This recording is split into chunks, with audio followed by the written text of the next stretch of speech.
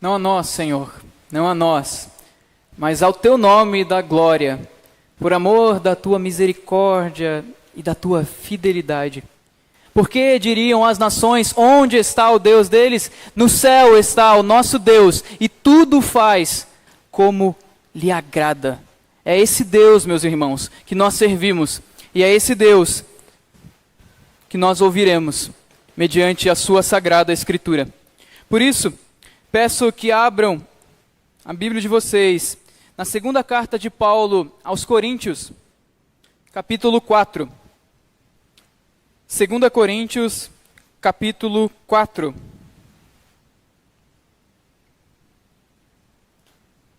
Nós leremos dos versículos 1 até o versículo 6.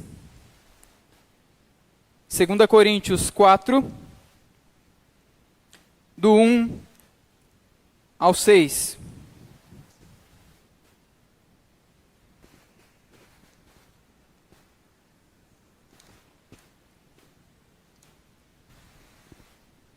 Diz assim a Sagrada Escritura: Pelo que, tendo este ministério, segundo a misericórdia que nos foi feita, não desfalecemos. Pelo contrário, rejeitamos as coisas que por vergonhosas se ocultam, não andando com astúcia, nem adulterando a palavra de Deus. Antes, nos recomendamos à consciência de todo homem, na presença de Deus, pela manifestação da verdade. Mas, se o nosso evangelho ainda está encoberto, é para os que se perdem que está encoberto, nos quais o Deus deste século cegou o entendimento dos incrédulos, para que lhes não resplandeça a luz do evangelho da glória de Cristo, o qual é a imagem de Deus. Porque nós não nos pregamos a nós mesmos, mas a Cristo Jesus como Senhor, e a nós mesmos como vossos servos, por amor de Jesus. Porque Deus que disse, das trevas resplandecerá a luz, Ele mesmo resplandeceu em nosso coração para a iluminação do conhecimento da glória de Deus na face de Cristo. Vamos orar uma vez mais? Santíssimo Deus, Pai maravilhoso, nós sabemos e reconhecemos que precisamos de Ti, meu Deus. Ó nosso Deus, tem compaixão de nós neste momento, porque a Tua palavra foi lida e agora será exposta. E nós precisamos, carecemos de ser alimentados por Ti mesmo, Senhor. Tu és, ó Deus, o pão da vida. É o único que pode nos satisfazer. É o único que pode nos fortalecer por meio do Teu Santo Espírito para mais esta semana e para toda a vida que temos nesta terra, ó Deus.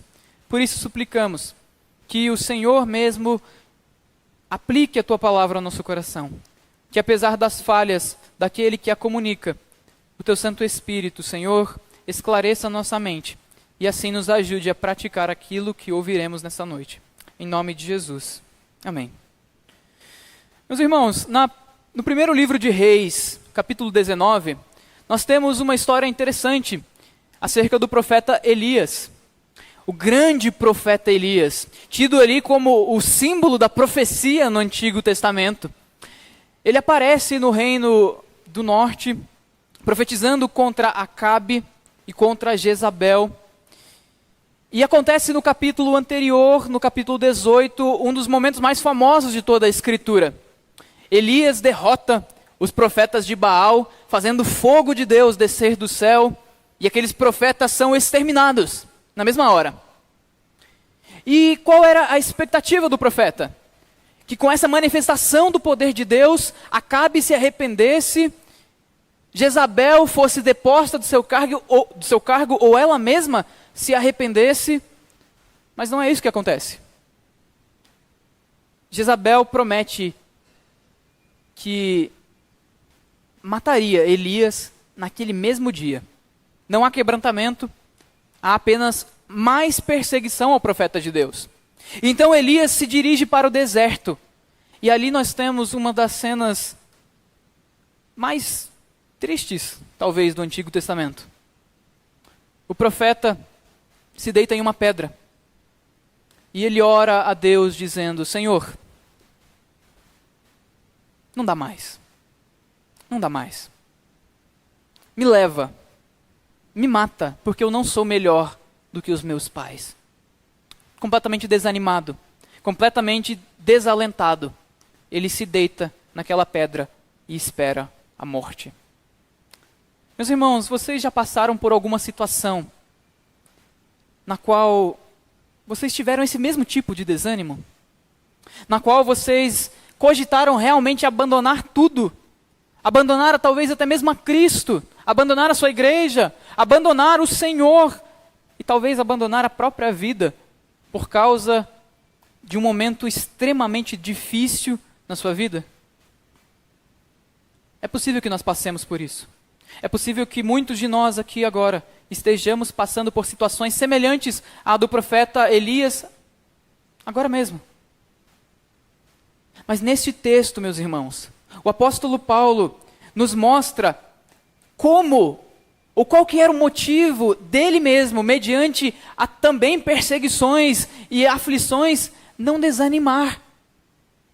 E ao mostrar isso, ele também mostra como nós, como cada um de nós, também pode perseverar na fé. Pode perseverar na vida cristã sem desfalecer. Por isso, o tema do sermão desta noite é: como perseverar na vida cristã. Como perseverar na vida cristã. É importante que antes que nós entremos no texto propriamente dito, nós entendamos um pouquinho do motivo pelo qual Paulo escreve essa segunda carta. Nós nos lembramos da primeira carta aos Coríntios, quando Paulo escreve para combater diversos erros, tanto teológicos quanto morais, que aconteciam naquela igreja. Então, nós temos uma segunda carta de Paulo que foi perdida, que é chamada de carta dura, ou carta severa, que ele exorta ainda mais a igreja de Corinto. E então, ele recebe das mãos de Tito notícias que, diferente do que se podia esperar, aquela igreja reagiu bem à carta severa. Eles se arrependeram de muitos pecados, eles tiraram do meio deles pessoas que estavam levando a igreja a pecar com imoralidades terríveis. Eles ouviram a palavra de Paulo, então Paulo escreve essa segunda carta agradecendo a Deus e mostrando sua alegria, porque aqueles problemas haviam sido tratados na igreja. Mas outro problema havia surgido. Falsos apóstolos adentraram a igreja de Corinto e agora estavam atacando a pessoa de Paulo, estavam atacando a sua autoridade apostólica, a ponto de dizerem que os coríntios não deveriam mais escutar Paulo, a ponto de dizerem que esses falsos apóstolos, eram os verdadeiros mensageiros de Deus. Eles traziam, inclusive, cartas de recomendação que diziam ter vindo de Pedro, o apóstolo em Jerusalém. E Paulo, então, estava sendo completamente atacado e corria o risco de perder aquela igreja amada de Corinto. Em meio a tudo isso, então, ele escreve a segunda carta para combater esses falsos apóstolos.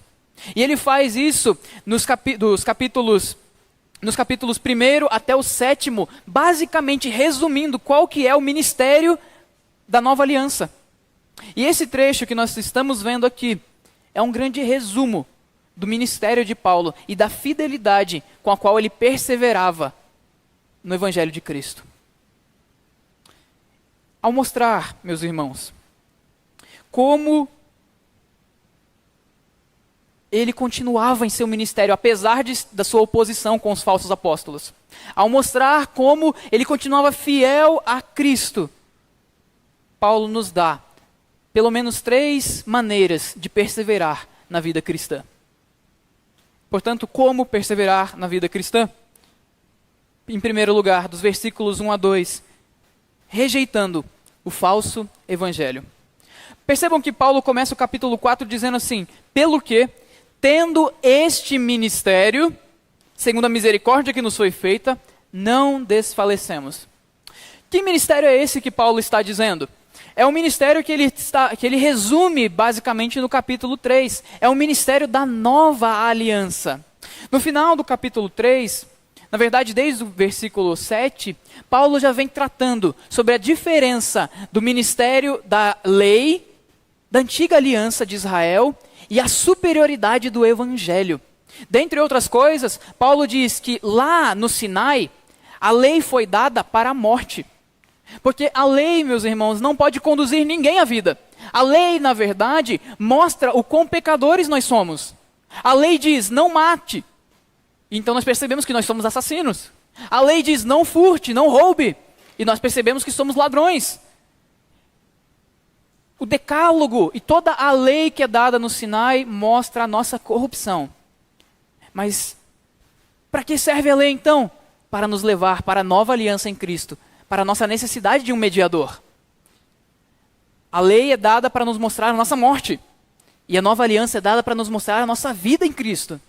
A lei, diz Paulo, foi escrita em pedras, em tábuas de pedra, mas o novo a nova aliança, o evangelho da graça de Cristo foi escrito nas tábuas do vosso coração. A lei aprisiona, mas onde está o Espírito do Senhor? Aí há liberdade. Liberdade do quê? Liberdade da morte causada pela lei. Liberdade da escravidão. Liberdade de tudo aquilo que te afasta do Senhor. Liberdade de querer viver de maneira a tentar conseguir por conta própria a salvação. Paulo diz, Cristo Jesus nos mostra que guardar a lei não é o verdadeiro caminho para a salvação. Ninguém consegue fazer isso. O verdadeiro caminho é a vida em Cristo Jesus por meio do seu Santo Espírito. Portanto, quando Paulo fala sobre este ministério, ao que ele está se referindo? Ao Evangelho de Cristo. Ele recebeu a incumbência de proclamar o Evangelho do Senhor, de viver o Evangelho e levá-lo aos gentios. E é por causa deste ministério, que é superior à antiga aliança, é que ele não desfalece, é que ele não fica exausto, ele não desanima. Mas não apenas isso. Paulo continua dizendo que a maneira pela qual ele não desanima. Percebam que no versículo 2 ele diz assim, versículo 1 acaba dizendo, nós não desfalecemos, pelo contrário, rejeitamos as coisas que por vergonhosas se ocultam. Qual é a forma então que Paulo compreende de não desfalecer? É olhando para o Evangelho, rejeitar todas aquelas coisas que são vergonhosas. E aqui ele está fazendo uma alusão clara àqueles falsos apóstolos, que traziam um falso evangelho. No capítulo 2, versículo 17, Paulo diz que esses falsos apóstolos eram aqueles que mercadejavam a palavra de Deus. Eles não tinham a verdadeira palavra, eles negociavam uma palavra falsa. E Paulo diz que, para não desfalecer, ou melhor dizendo, o contrário de desfalecer é rejeitar as coisas vergonhosas que esses falsos apóstolos faziam e ensinavam. E que coisas vergonhosas são essas? Justamente as que ele descreve logo em seguida. As coisas que por vergonhosas se ocultam. Quais delas? Andar com astúcia e adulterar a palavra de Deus. Ele está dizendo que rejeitou definitivamente essas coisas vergonhosas. Ele não mais anda com astúcia e ele não mais anda pervertendo a palavra do Senhor. Porque era exatamente isso que os falsos apóstolos faziam. O que significam esses dois termos? Quando Paulo diz que ele rejeitou o andar com astúcia, ele se refere ao tipo de comportamento dissimulado. Aqueles falsos profetas adentravam o meio do povo de Deus com ares de muita amizade, de muita simpatia, ganhando o coração das pessoas, falando bem, sendo muito eloquentes, sendo agradáveis aos ouvidos. Mas, na verdade, a intenção deles era maligna. Eles não deixavam transparecer a sua maldade. Eles andavam com astúcia, com hipocrisia. Eles não eram transparentes. Paulo está dizendo, meus irmãos, que para perseverar, para não desanimar, não desfalecer na vida cristã, todos nós precisamos rejeitar essas coisas vergonhosas. Todos nós precisamos andar de uma maneira digna do Evangelho. Nós não podemos ser hipócritas, nós não podemos andar de forma que as nossas ações, na verdade, não reflitam o nosso coração. Você não pode ter duas intenções. Você não pode agir de uma forma com as pessoas a fim de manipulá-las. Era isso que o apóstolo Paulo estava combatendo.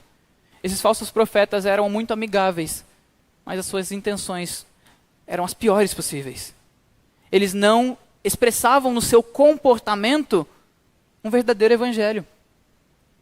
Para não desanimar, para perseverar no evangelho, você precisa rejeitar esse comportamento hipócrita. Em segundo lugar, Paulo diz que rejeitou completamente e definitivamente a adulteração da palavra. O termo aí, nem adulterando a palavra de Deus, significa literalmente falsificar. Falsificar. Aqueles falsos apóstolos, além de serem dissimulados, de não transparecerem que as suas intenções com a igreja de Corinto era dominá-los, era exercer poder sobre eles, ainda traziam um evangelho falso. Provavelmente esses falsos apóstolos eram judaizantes. Foi um grande problema na igreja primitiva. Provavelmente eles eram aqueles que diziam aos coríntios que além da fé em Cristo, eles precisavam guardar festas judaicas, precisavam guardar um cardápio bem específico para não ficarem impuros, precisavam se circuncidar e guardar toda a lei de Moisés. E por fazer isso, o resultado era que eles afastavam as pessoas do verdadeiro evangelho. Paulo diz que não. Paulo diz que para perseverar na vida cristã, nós precisamos rejeitar a hipocrisia e precisamos rejeitar um falso evangelho. Nós precisamos crer e viver um verdadeiro evangelho. É por isso que ele termina o versículo 2 dizendo que antes nos recomendamos à consciência de todo homem na presença de Deus pela manifestação da verdade, ou em favor da manifestação da verdade. Paulo estava dizendo mais ou menos algo do tipo: esses falsos apóstolos estão indo para o meio de vocês com intenções erradas. Eles querem te afastar de mim, o apóstolo Paulo, e exercer autoridade sobre vocês. Eles não têm boas intenções. E eles estão ensinando o evangelho errado. Mas se vocês olharem para a minha vida, eu vivo de maneira adequada com o evangelho que eu acredito. E eu prego um verdadeiro evangelho. Portanto, o que Paulo estava combatendo era um falso evangelho, tanto teórico quanto prático. Meus irmãos, nos nossos dias nós temos esses dois fenômenos acontecendo massivamente. O evangelho que é nos apresentado em muitas denominações, em muitos vídeos que nós assistimos na internet, é um evangelho que diz que a nossa conduta não é tão importante assim. Que diz que nós podemos viver de qualquer forma, afinal de contas, Deus é amor e Ele nos aceita de qualquer maneira. É um evangelho que diminui a grandeza de Cristo, a importância da cruz, o peso da lei e também diminui a doçura da graça. O fato é que se você não quiser desanimar na caminhada cristã, se você quiser chegar até o final, Paulo nos diz que a maneira correta é ter uma vida crente no evangelho e que na prática expresse a verdade de Deus. Paulo está dizendo que os coríntios podiam olhar para ele, para o que ele pregava, para o que ele vivia, e eles veriam claramente a verdade de Deus sendo manifestada, tanto na conduta quanto naquilo que Paulo acreditava. Meu amado irmão, a sua vida reflete a verdade de Deus? Se alguma pessoa de fora olhar para você, tanto da forma como você se comporta, quanto a maneira que você apresenta o evangelho a ela, ela verá a verdade de Deus sendo refletida? É bem verdade, meus irmãos, que nós não podemos cair na armadilha de achar que podemos pregar o evangelho, entre aspas, apenas com as nossas atitudes. Como aquele velho bordão diz, pregue e, se necessário, use palavras. Não, isso é mentira. Para pregar, nós precisamos necessariamente falar. Pregação é falar de Cristo. Mas é verdade também que não adianta nada falar de Cristo, termos uma ortodoxia muito bem estabelecida, se a nossa vida, se a nossa prática não reflete o verdadeiro evangelho. A verdade é que nós podemos ter uma concepção muito clara de evangelho, mas uma vida distante dele. O que nós precisamos fazer para perseverar é unir essas duas coisas. Crer num verdadeiro evangelho, crer numa verdadeira escritura, crer num verdadeiro Cristo e viver aos pés deste verdadeiro Cristo. A ponto que a nossa vida reflita a verdade de Deus. É assim que Paulo respondia aos seus opositores. Era por causa dessa certeza que ele não desanimava. Portanto, rejeite o falso evangelho. Não viva um falso evangelho, um evangelho frouxo. Não creia no evangelho falso. Reflita a verdade de Deus, tanto na sua palavra quanto na sua conduta. Rejeite o falso evangelho. Em segundo lugar, como perseverar na vida cristã? Resistindo aos opositores do evangelho. Resistindo aos opositores do evangelho. No versículo 3 a 4, Paulo está respondendo um possível argumento que os falsos apóstolos levantaram contra ele, ou pelo menos levantariam. Ele começa o versículo 3 dizendo: mas, se o nosso evangelho ainda está encoberto, e ele continua. É meio estranho essa quebra de pensamento de Paulo, porque ele está dizendo no versículo 2, que ele apresenta a si mesmo a consciência dos homens, ou seja, julguem vocês mesmos se eu não estou manifestando a verdade de Deus. Eu estou manifestando a verdade de Deus. Aí de repente ele fala, mas se o nosso evangelho está encoberto. Ele faz isso porque o questionamento que era levantado contra Paulo era mais ou menos assim: Paulo, você diz que a sua vida e a sua pregação são claras. Você está dizendo que você manifesta a verdade de Deus. Só que isso não é verdade. Sabe por quê, Paulo? Porque olha ao seu redor. Olhe quantas pessoas não creem no seu evangelho. Você prega, você vive dessa maneira e as pessoas não acreditam. Logo, o que você está dizendo é mentira. Logo, aquilo que você está vivendo não é tão efetivo assim, não é tão verdade assim. Mas Paulo responde a esse argumento, não cedendo à pressão. Qual era a pressão aqui que Paulo estava enfrentando? Era a pressão de retroceder. Era a pressão de, por causa dos ímpios, dos incrédulos, daqueles que não acreditavam no evangelho, dizer, bom, eu acho que eles têm razão. É melhor eu abrandar um pouquinho a minha mensagem, é melhor eu parar de falar tanto de pecado, talvez, é melhor eu ser mais inclusivo, é melhor eu também não ceder, não ser tão ferrenho assim, tão puritano no trabalho. Poxa vida, o que tem também ali participar de uma conversa ou outra imoral? Não tem problema nenhum. Percebem a pressão? A pressão era de retroceder, de não continuar com o seu ministério, de não continuar propagando e vivendo o evangelho. Mas Paulo não cede, porque ele tem uma convicção muito certa. O que há de errado não é o evangelho que ele acreditava, que ele pregava e que ele vivia. O que havia de errado era justamente o coração endurecido das pessoas que não criam no evangelho. Paulo nos mostra que aqueles que não acreditam no seu evangelho, primeiro, estão perdidos. O simples fato daquelas pessoas não crerem no evangelho, na verdade, mostrava não que o evangelho era ineficaz, mas que ele era verdadeiro. Porque as pessoas ímpias não estavam acreditando. As pessoas ímpias não estavam aplaudindo Paulo. As pessoas ímpias não estavam amando e trazendo Paulo para perto. Mas isso era condenação para elas. Levantar-se contra o evangelho, meus irmãos, é ser inimigo de Deus. É isso que Paulo está apresentando aqui. Eles são incrédulos. O evangelho está encoberto, sim, é verdade, mas para os que se perdem. E a expressão para que o texto aqui traduz como se perdem é a ideia de destroem a si mesmos. Destroem a si mesmos. É para isso que o evangelho está encoberto.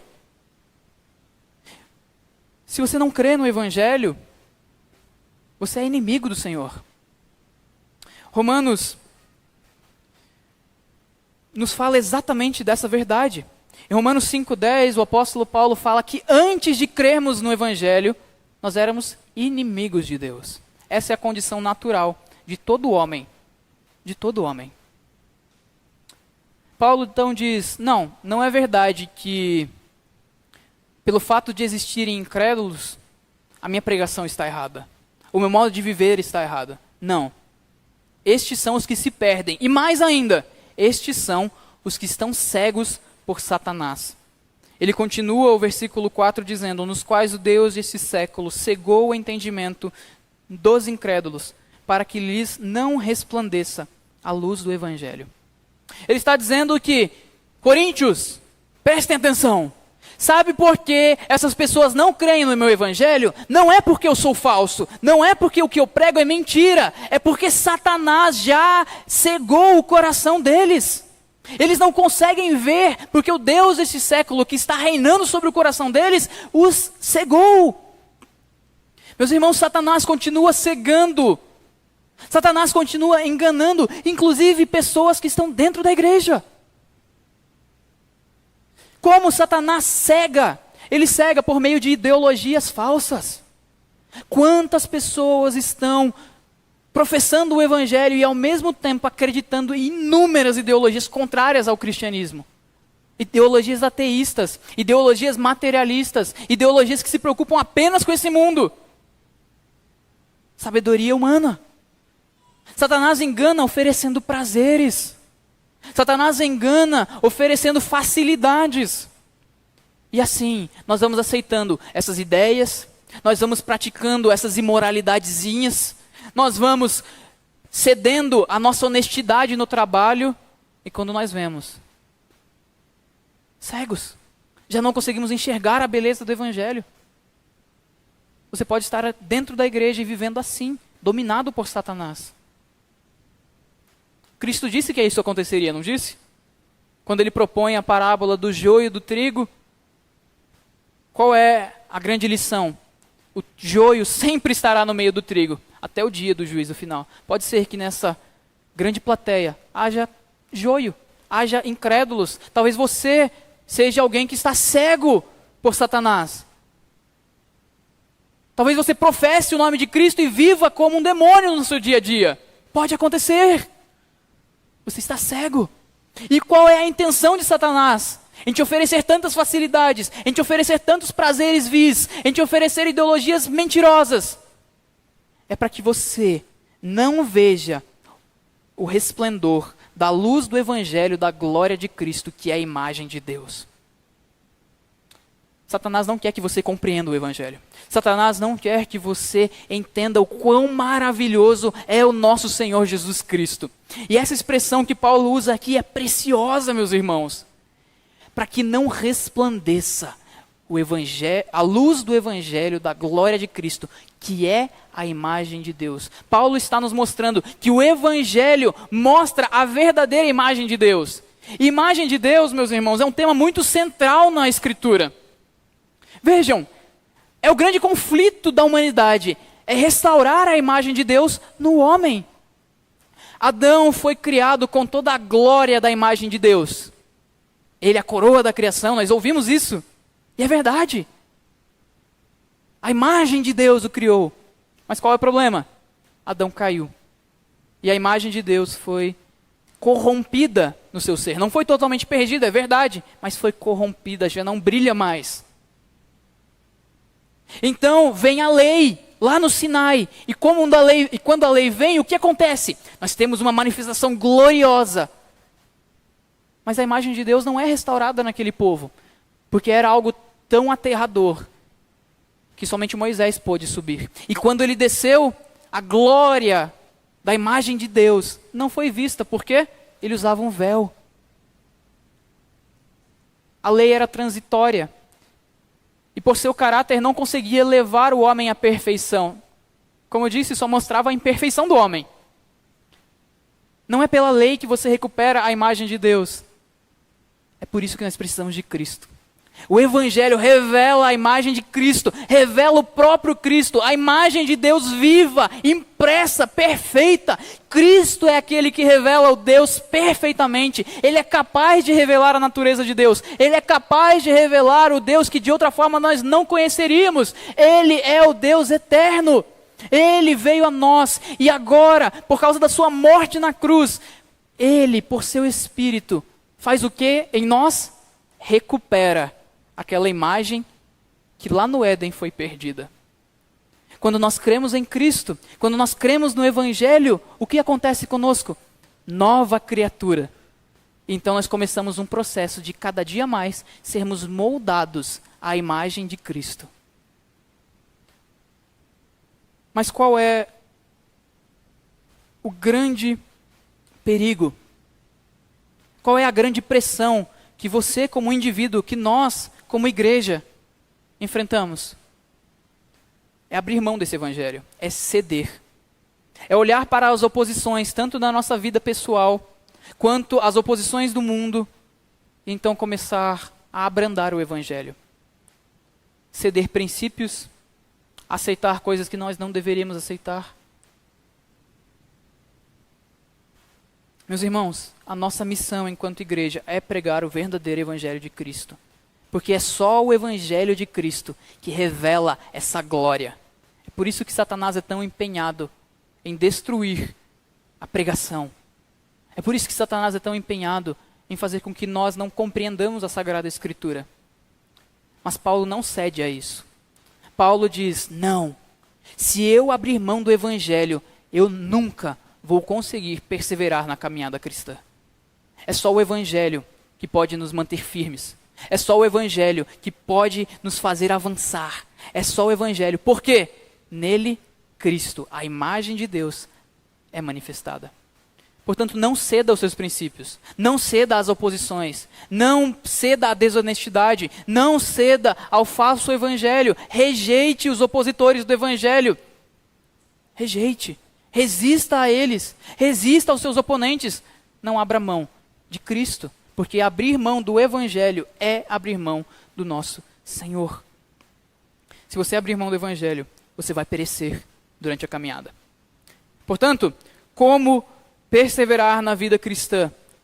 Em primeiro lugar, rejeitando o falso evangelho.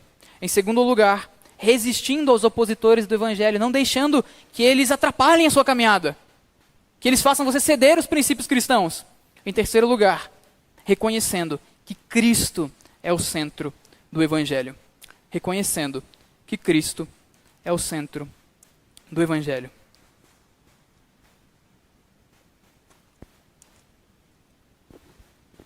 Paulo começa o versículo 5 da seguinte forma: porque não nos pregamos a nós mesmos, mas a Cristo Jesus como Senhor e a nós mesmos como vossos servos, por amor de Jesus. Meus irmãos, a pregação de Paulo era cristocêntrica, assim como toda a vida dele era. O grande argumento de Paulo aqui é: eu estou sofrendo oposições, é verdade. Esses falsos apóstolos estão entrando na igreja, estão minando minha autoridade, isso é verdade também. Mas eu não desanimo. Mas eu não desfaleço, eu não quero abandonar o meu Cristo. Pelo contrário, eu sigo firme. Eu sigo firme. Porque não nos pregamos a nós mesmos. Diferente daqueles falsos apóstolos que estavam querendo se promover com o evangelho, Paulo não tinha esse interesse. O interesse dele era que Cristo fosse reconhecido como Senhor. Senhor. Senhor. Meus irmãos, o que significa Cristo ser Senhor? O que significa reconhecer Cristo como Senhor?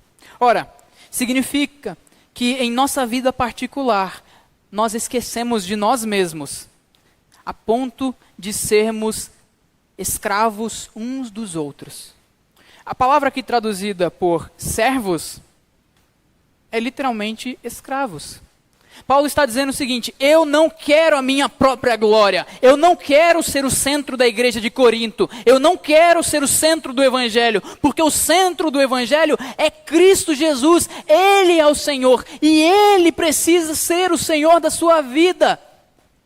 E quando Cristo for o Senhor da sua vida, você vai se esgotar de si próprio, você não vai querer mais se orgulhar de si, mas você vai estar disposto, inclusive, a servir o seu irmão como escravo, considerando uns aos outros superiores a si mesmos. Aqueles falsos apóstolos queriam dominar sobre Corinto. Paulo queria que Cristo reinasse em Corinto. Meu irmão, Cristo é o Senhor da sua vida. Cristo é o Senhor da sua vida. O que significa Cristo ser o Senhor da sua vida? Significa que você não tem mais vontade. Significa que não são as suas preferências que te regem. Significa que não é mais você que decide o destino da sua existência, mas o Senhor. Talvez os maiores problemas que aparecem no meio da igreja é por causa de pessoas não convertidas que querem ser os senhores da igreja de Cristo. Olhem as nossas brigas. Eu já vi gente brigando por causa de decisão de cor de parede da igreja. Tem um amigo meu que diz que uma vez a SAF, lá da região dele, dividiu, porque metade das irmãs queriam que a flor da ornamentação fosse azul e a outra queria que fosse rosa. O que é isso, meus irmãos? Pessoas que acham que são donas da igreja de Cristo. Elas querem ser o Senhor da igreja. Mas, se Cristo é Senhor, nós somos escravos, tanto dele quanto uns dos outros. É muito melhor servir do que ser servido. O Evangelho nos leva a uma posição de humildade. O Evangelho precisa nos levar a uma posição de serviço. É por isso que não cabe no meio de nós orgulho. Mas é exatamente isso que nós vemos. As nossas brigas de casamento, as nossas discussões na igreja, o que é? São dois egoístas brigando para ver quem sai por cima um do outro. Mas qual é a recomendação bíblica? Cristo é Senhor e eu sou seu escravo, eu te sirvo. Meus irmãos, nós nunca vamos perseverar. Nós vamos realmente desfalecer da fé se Jesus Cristo não for o nosso Senhor. Se nós quisermos viver da nossa maneira, se nós quisermos viver seguindo os nossos prazeres, impondo a nossa vontade aos outros, e não nos preocupando com aquilo que desagrada ao Senhor, mas com aquilo que nos desagrada, chega uma hora que o combustível acaba. Chega uma hora que nós mesmos não bastamos mais. E aí a gente desfalece. E aí a gente abandona a fé.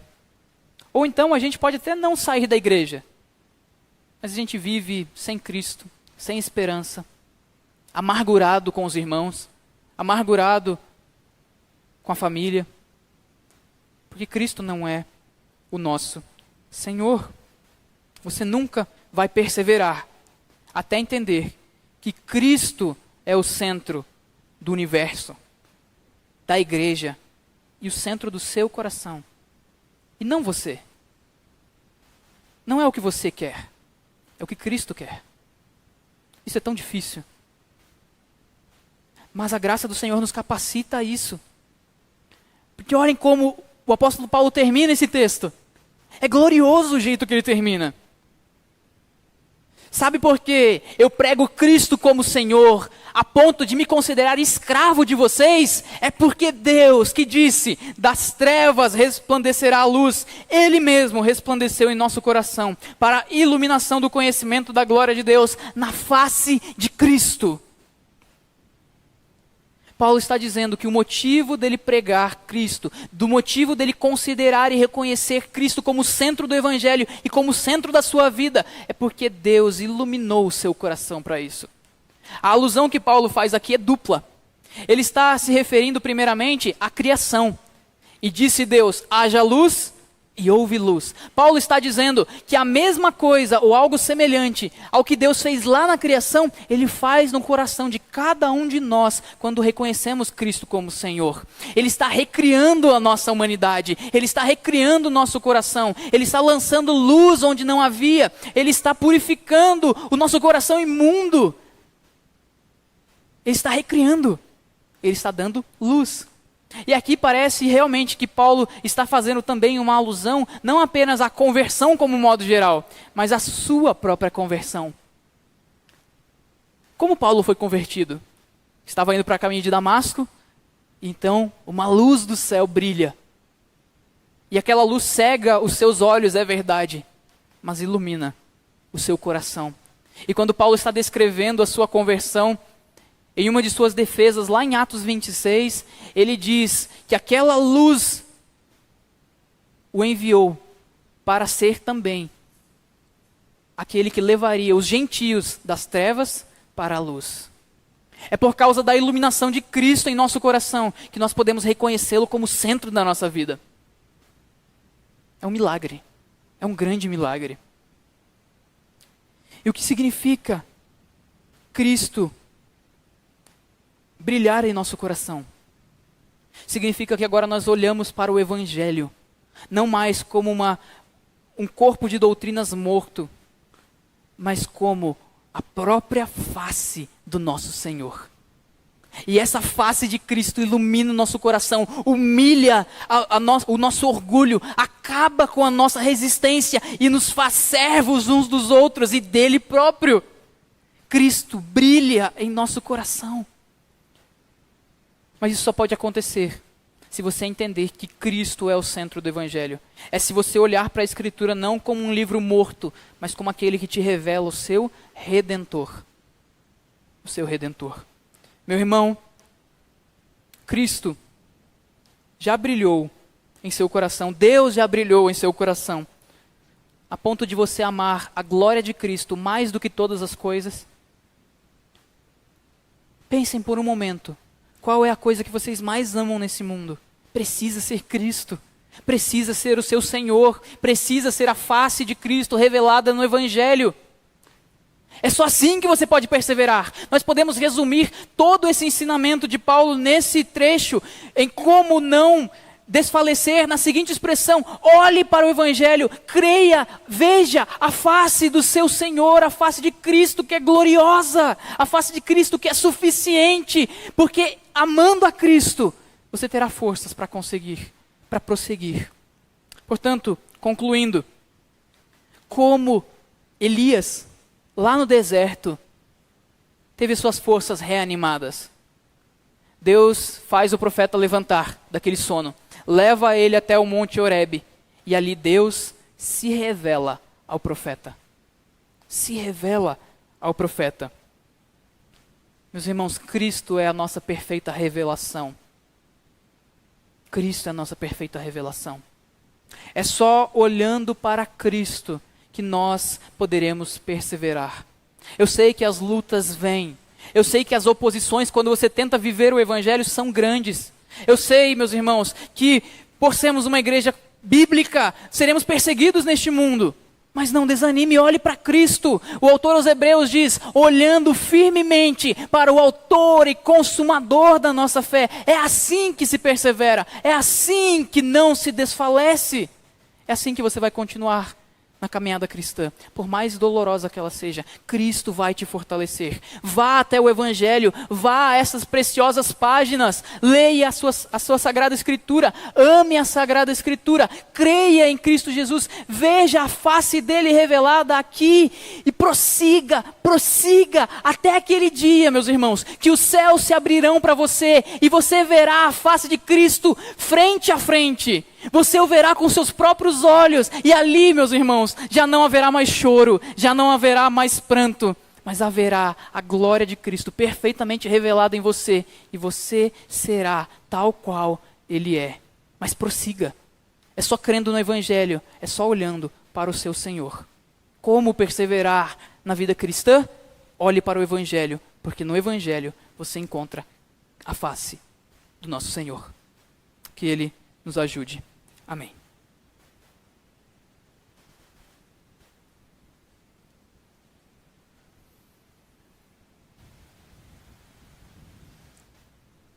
Irmãos, vamos ficar de pé para orar?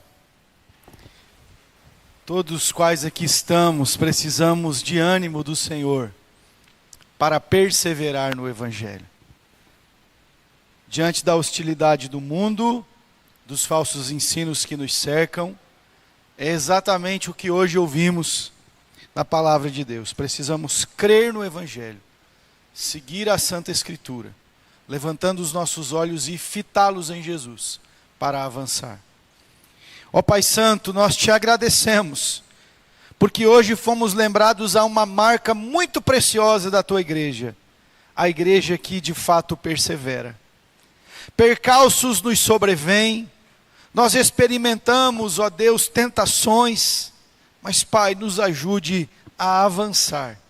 E que em nome do Senhor Jesus Cristo, esta palavra assente em nosso coração, encontre guarida em nós, e o Senhor assim nos fortaleça para avançarmos até o dia que o Senhor nos chamará à eternidade. Nos faça contemplar a beleza de Jesus, Senhor nosso. Ah, Deus, tira os nossos olhos do mundo, das coisas deste tempo perecíveis e passageiras, e nos faz contemplar a Cristo, para que em nome dele avancemos. Abençoe a tua igreja, abençoe o teu servo, o use, Senhor, ainda mais para a tua glória. Isso nós oramos em nome de Jesus. Amém. Recebam a bênção, irmãos. Que a graça excelsa e maravilhosa de nosso Senhor, o Salvador Jesus o Cristo, e que o amor de Deus o Pai, e que as santas consolações, que a santa comunhão do Santo Espírito do Senhor, seja com todo o povo de Deus, agora e para todo sempre. Amém.